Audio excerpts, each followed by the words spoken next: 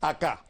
Y ahora rápidamente y sin mayor escala vamos a recibir en nuestros estudios al doctor Víctor Prado Saldarriaga. Él es presidente de la Corte Suprema de Justicia del Perú. Ya está con nosotros. Bienvenido. ¿Cómo está, Nicolás? Muy buenos días. Yo quisiera comenzar por preguntar sobre este documento que circuló en las redes sociales en los últimos días y que hacía supuestamente, era una carta en realidad dirigida por los dirigentes gremiales o un sector de dirigentes gremiales del Poder Judicial hacia usted, preguntándole si era verdad que usted había firmado una homologación de sueldos de magistrados que implicaba en su caso particular haber cobrado como 1 millón de soles o algo así. Usted respondió que esto no era cierto. Así es. Se trataba de un oficio. El día de ayer lo hemos respondido oficialmente y lo que quería dejar en claro al sindicato, que es uno de los varios que existen en el Poder Judicial, de que ni se ha dispuesto pago alguno para nadie, ni se hará. Todo lo contrario, lo que hemos logrado en mi gestión es que el nuevo presupuesto del Poder Judicial incluya una partida que permita pagar el primer tramo de la nueva escala remunerativa para los trabajadores del Poder Judicial. Esto gracias a la comprensión del ministro de Economía, del primer ministro. Confiamos que el Congreso de la República, las comisiones pertinentes y el Pleno mantengan esa actitud que permita que nuestros trabajadores obtengan una remuneración adecuada a las responsabilidades que tienen en el Poder Judicial. Ahora, doctor Prado Saldarriaga, este comunicado, de alguna manera, no estoy atribuyéndole mala intención a los dirigentes gremiales del Poder Judicial, pero digamos, fue un rumor que circuló y al final no fue malo que lo hicieran, ¿no es cierto?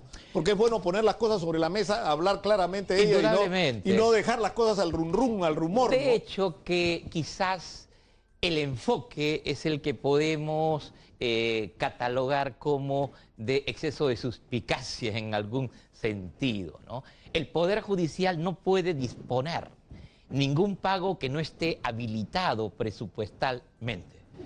Tendría que haber existido una partida, tendría que haber existido una decisión, tendría que haber existido una planilla. De acuerdo, pero, es decir, claro, pero todo esto ocurre ¿en qué contexto? En el contexto en el que lo que está ocurriendo, creo yo, es mi opinión absolutamente personal, es por la crisis que se ha generado de confianza en el sistema de justicia, una batahola y una interferencia política increíble en nuestro sistema de justicia. Y esto tiene que ver también directamente con la situación del doctor Chávarri, fiscal de la Nación.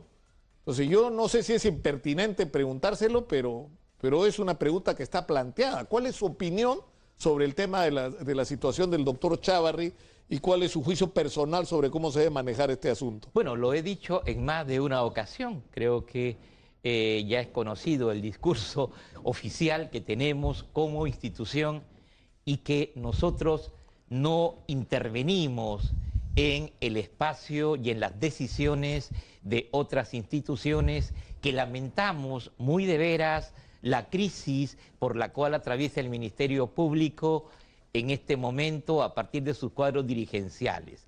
El día de ayer, en la Comisión de Alto Nivel Anticorrupción, igualmente se volvió a plantear una demanda de una representación de la sociedad civil para que el fiscal de la Nación pues ya no participara de las sesiones de este organismo.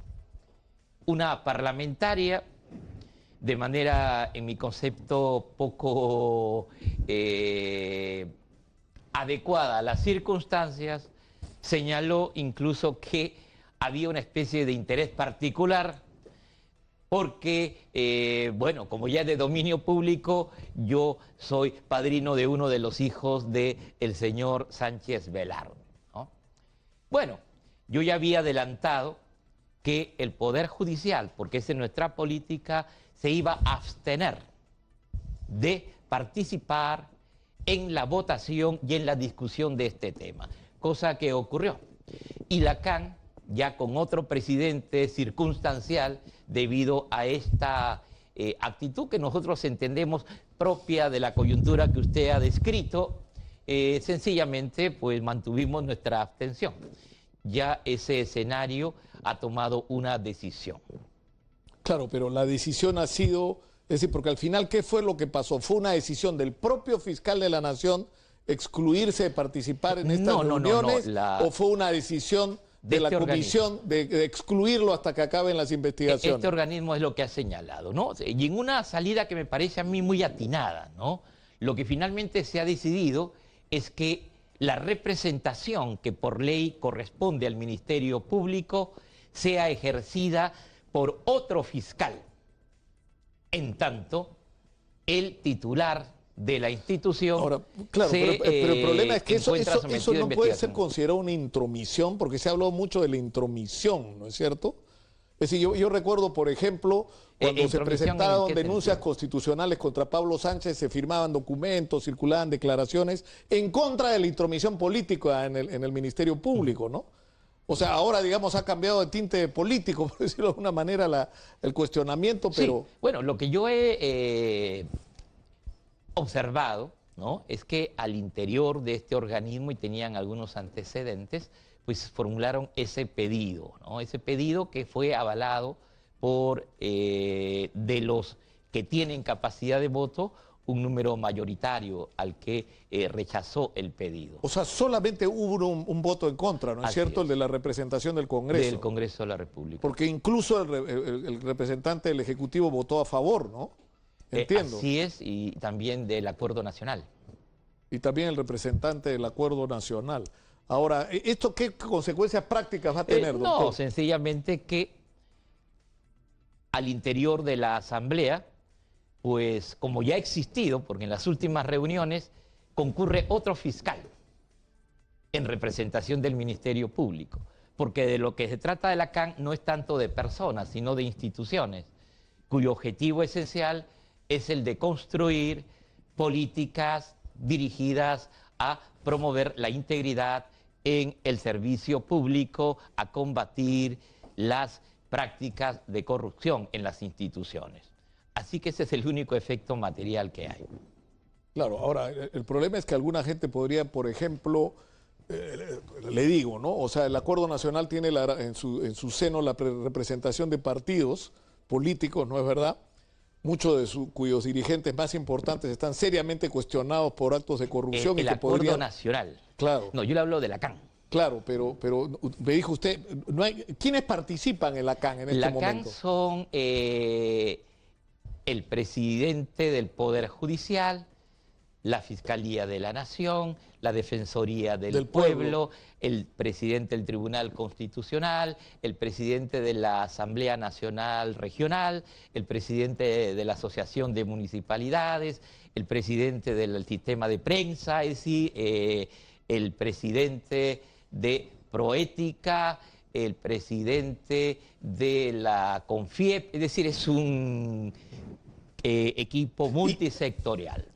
Ahora, no son partidos políticos. Esta situación de Chávarri, ¿cuál es la solución? Es decir, hay una acusación constitucional en contra de él, esto tiene que ser ventilado en el Congreso de la República. Si el Congreso de la República decide que no procede, el doctor Chávarri va a seguir siendo fiscal de la Nación. ¿O hay algún otro mecanismo? No, el escenario natural, legal, constitucional es ese. Él está sometido a una denuncia constitucional. Esta denuncia se tramita en el Congreso de la República.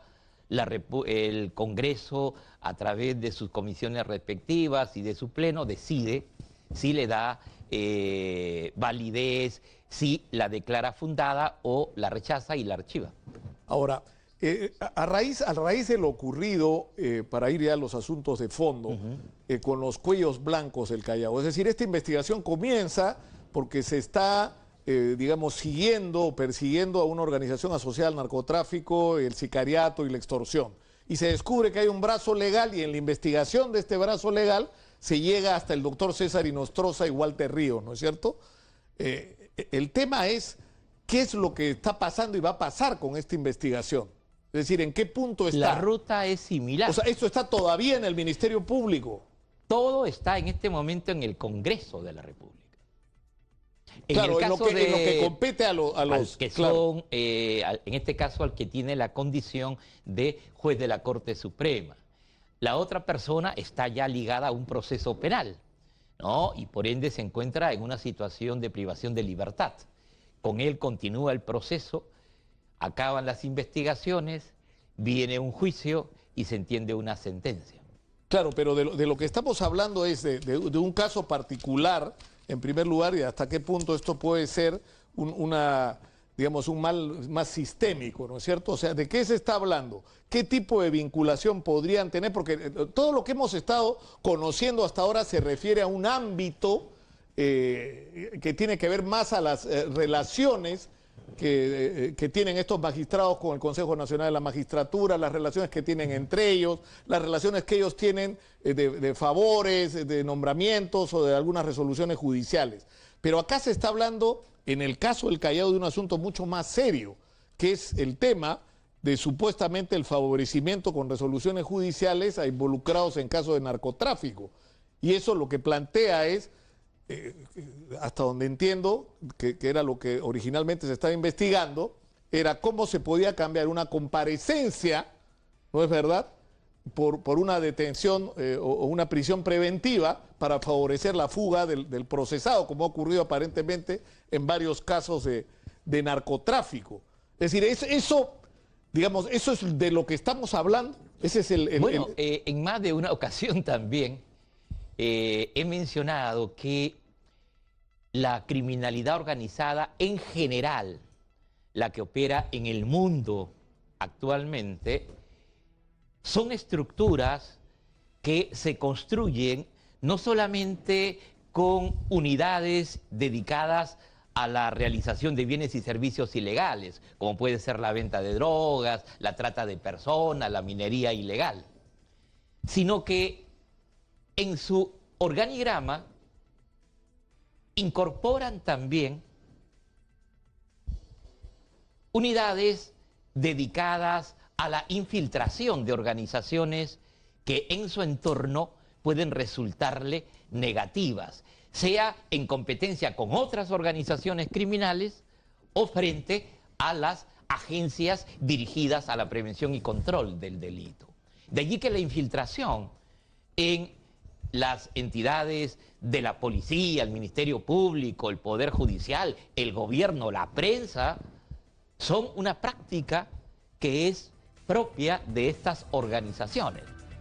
Y como lo señalé también en diferentes espacios, la gran preocupación que tiene el Poder Judicial es justamente que nuestros controles, nuestras opciones de lectura de alerta, nuestros procedimientos de reacción no han estado a la altura de esta problemática. Y eso es lo que queremos cambiar. Y si me permite, Nicolás, ojalá que luego de este debate tan convulso de las propuestas del Ejecutivo en el Congreso, se aborde el otro tema, el de la Autoridad Nacional de Integridad y Control, que es el organismo importante que en el futuro debe evitar que este tipo de infiltraciones se den.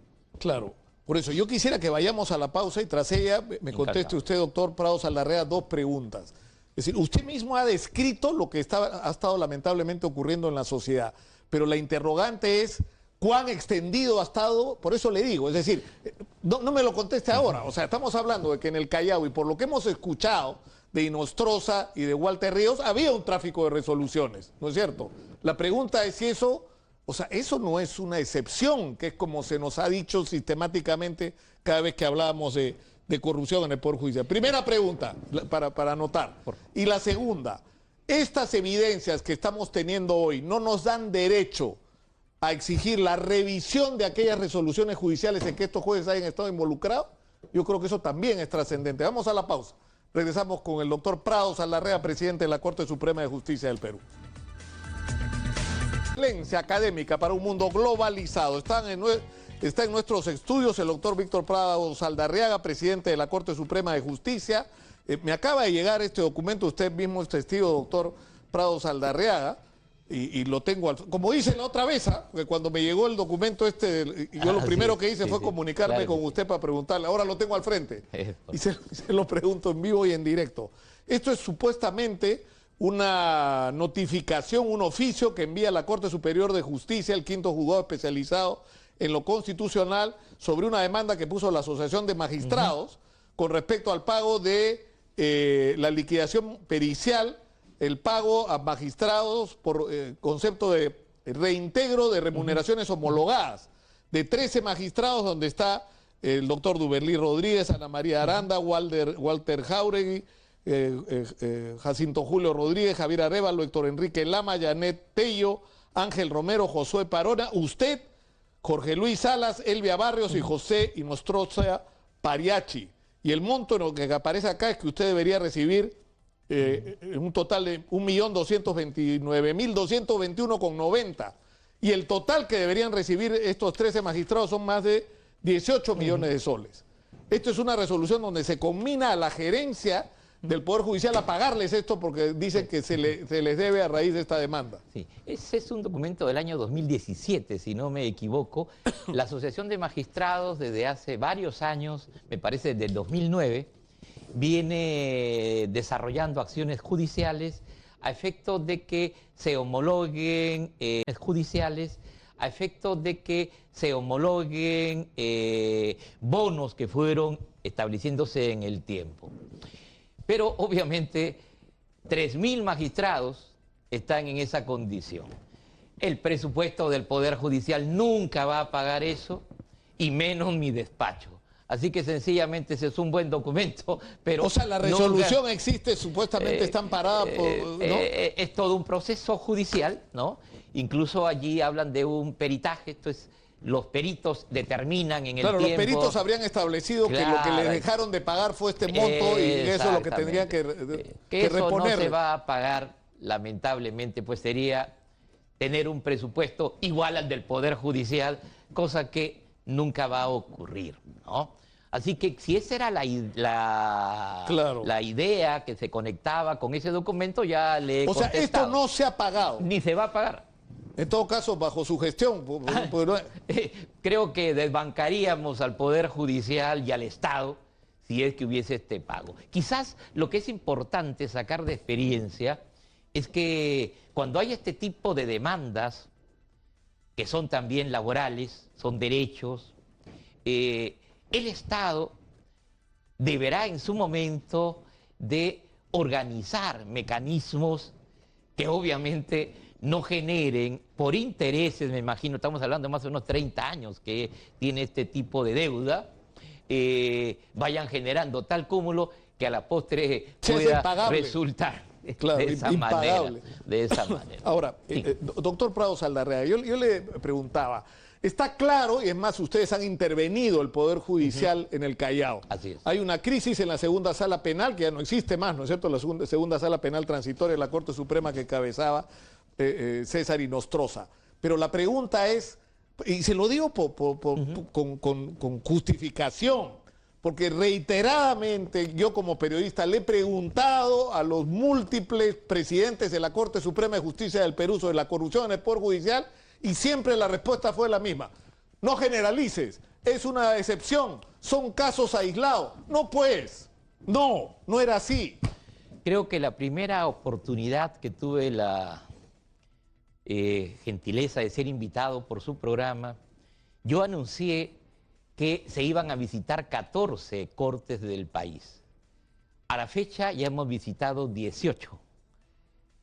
Hacia finales de mes visitaremos 4 más, 22 cortes, donde hemos encontrado señales de problemas vinculados a malos manejos económicos en la parte administrativa, donde hemos encontrado denuncias de la población sobre prácticas de corrupción a nivel de la magistratura, de manera que no es una situación que yo pueda llamar aislada.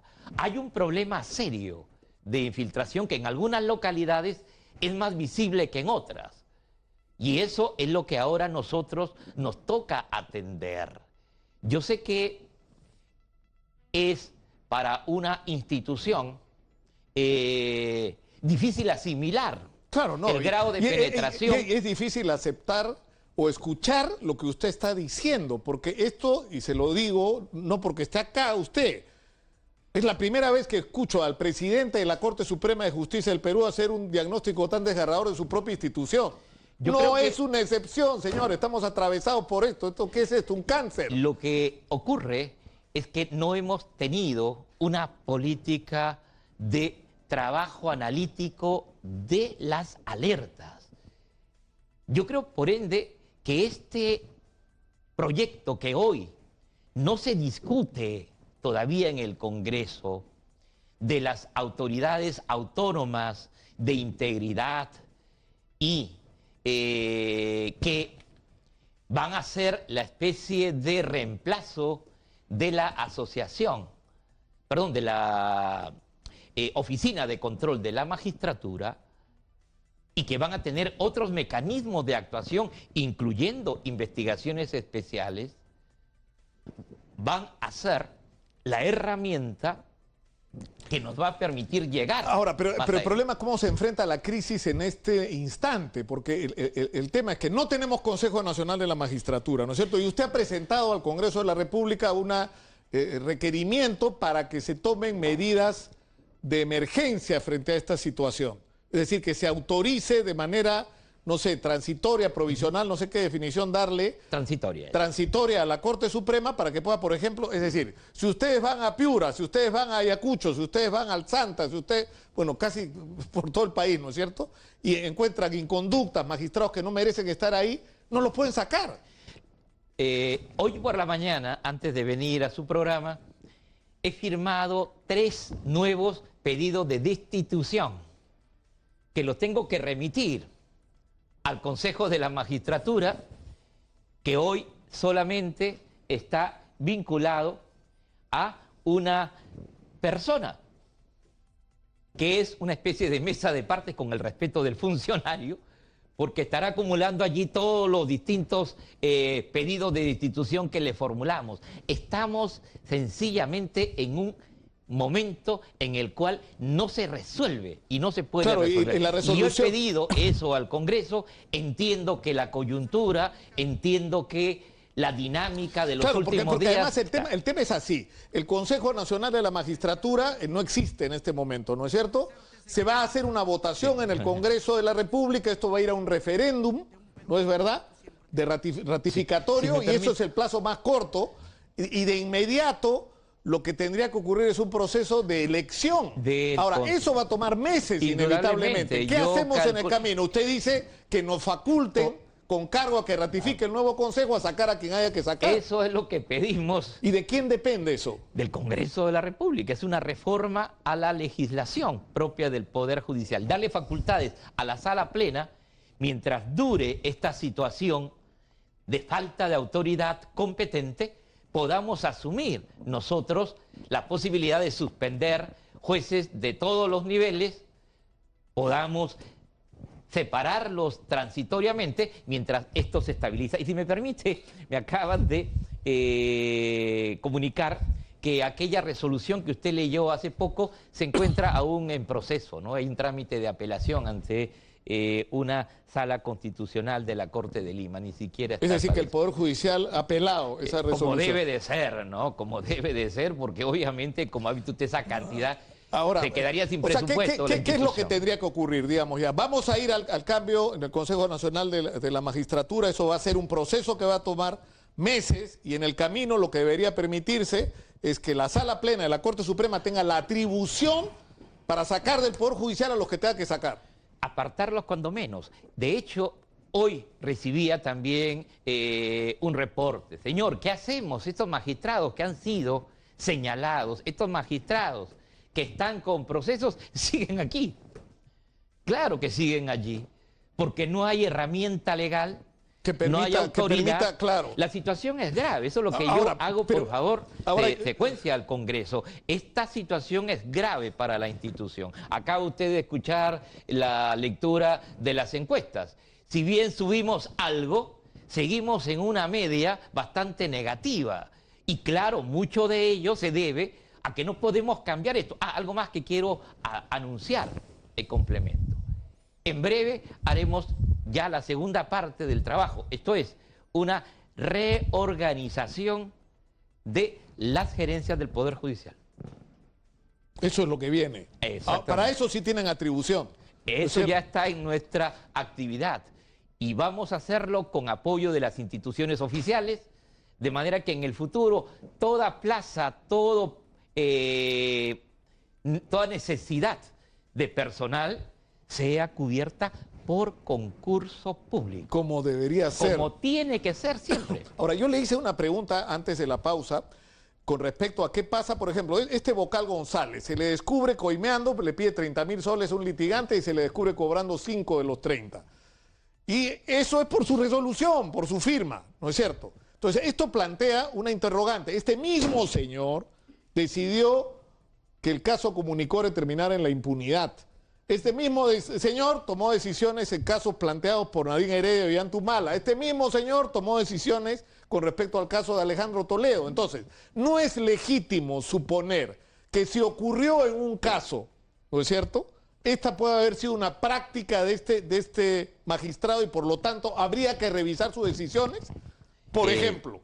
Le pido que disculpe, dado que se trata de un proceso en trámite, yo no puedo emitir una... Claro, ya digamos... Pero le pongo en el escenario abstracto, sencillamente. De acuerdo, del genérico. Obviamente que va a generarse una suspicacia, va a generarse una duda sobre el proceder. Y aquí entran otros componentes legales. La famosa cosa juzgada. Si es una sentencia de primera instancia, podrá tal vez corregirla la de segunda instancia. Pero si eso se gestó en la segunda instancia y pasó el tiempo que la ley permite para cuando menos buscar una casación o plantear una cosa juzgada fraudulenta, claro, o plantear, en el caso de ser una dinero condena, de por medio, uno puede decir esto ha sido cosa juzgada fraudulenta. De revisión, pues esos canales, si ya se han vencido, porque además acá yo creo que incluso, aunque no para nada soy un experto, ni mucho menos lo pretendo, pero hay problemas incluso con la calificación de los delitos y esto plantea un cuestionamiento a cómo el Ministerio Público ha estado llevando algunos procesos. Es decir, o sea, hay casos que han prescrito y no deberían prescribir.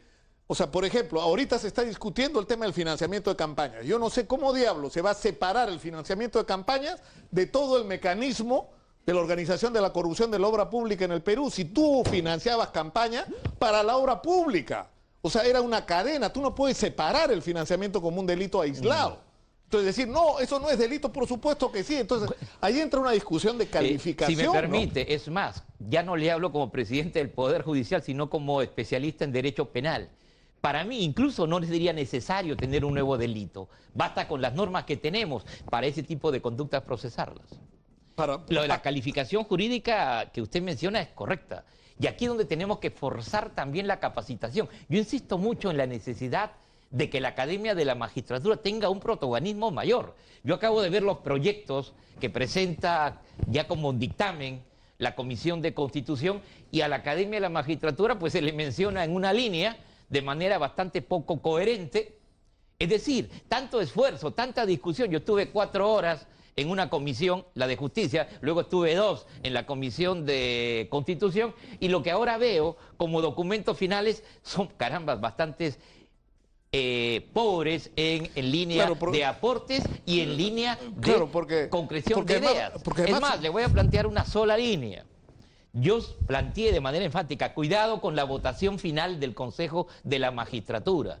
Quien pasa un concurso debe, y lo gana, debe de ser nombrado. No, acá tenemos una estación final, que tiene que ser una votación, si es que lo nombran al que pasó ya todos los exámenes. Se coloca como un paliativo que sea una votación pública y fundamentada. Pero en mi concepto, allí hay un punto que puede generar los mismos defectos que hoy hemos tenido. Claro, pero por ejemplo ahora, retrocediendo un poquito, breve y rápidamente, porque no quiero perder el hilo, es decir, hay corrupción en hay corrupción en la Municipalidad de Lima. Y el caso Comunicore era un caso emblemático. Entonces, si tú logras impunidad con una red de corrupción dentro del sistema judicial en un caso como Comunicore, tú puedes hacer cualquier cosa. Es decir, puedes permitir lo que ha pasado con OAS, ¿no es cierto? le construyes un bypass mal hecho que se raja todas las semanas, o permites que esta gente venda por 2.500 millones de soles su participación en una obra donde ha habido corrupción y le quitas al Estado la posibilidad de recuperar, o permites que se renueve un contrato o se amplíe un contrato de la basura donde están recogiendo la basura con nuestros camiones como si fueran nuevos y pagándole más que en cualquier parte de la ciudad de Lima. O sea, generas un mecanismo perverso de impunidad. Nicolás, o sea, ese es el mensaje que el sistema de justicia ha estado dando. Y algo más grave, el problema no se queda únicamente en el sistema de justicia.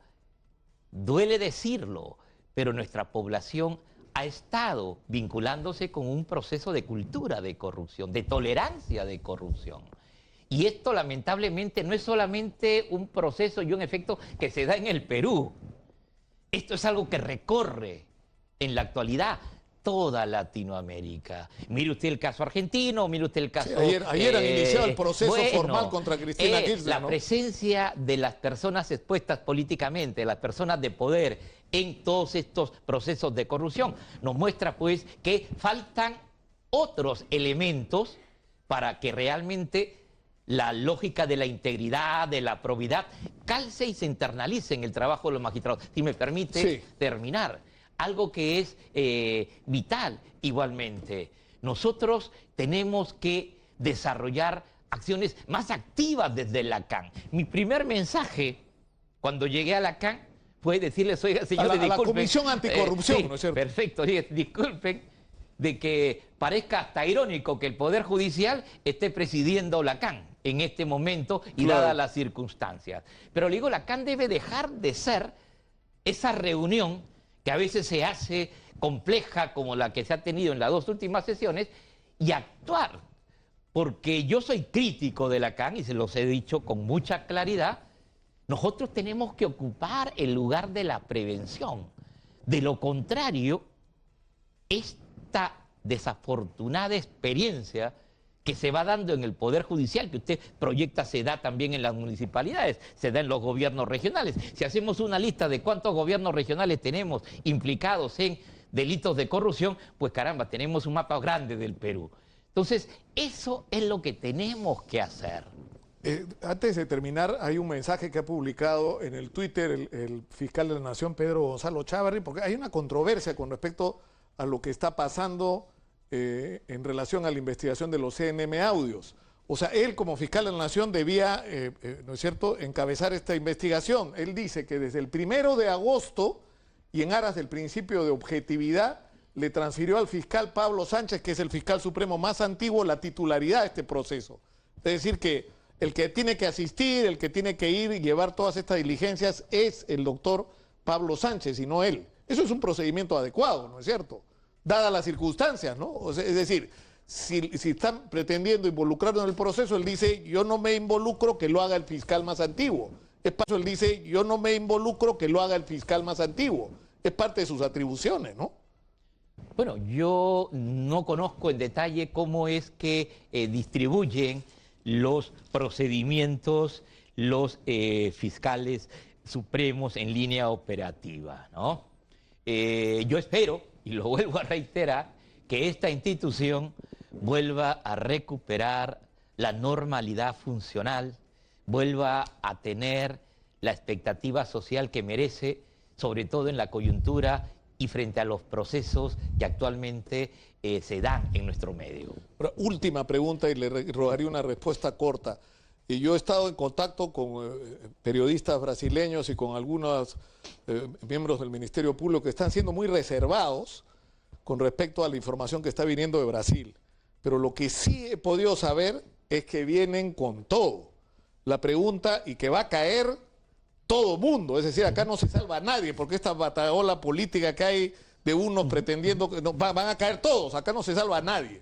La pregunta es si ustedes están listos, doctor Prado Saldarriaga. Hace poco, a raíz de la sentencia del caso Tarata, se me preguntó por qué se había demorado tanto. Yo contesté que el sistema de justicia del Perú todavía no está preparado para megaprocesos, pero es nuestra obligación prepararnos. Ya tenemos unidades especializadas, aunque nos faltan todavía especialistas, pero tenemos que formarlo. Ayer tuve la visita del embajador de los Estados Unidos, quien con mucha buena voluntad nos ha asegurado la cooperación internacional para potenciar las capacidades de los magistrados que tendrán que hacer frente a esta tarea. La hemos hecho en el pasado, yo creo que podamos hacerla también en el presente y en el futuro. Víctor Prado Saldarrea, presidente de la Corte Suprema de Justicia del Perú, ha estado con nosotros. Muchas gracias. A usted, Nicolás, muy amable. Vamos a la pausa, regresamos con más. Esto es Exitosa.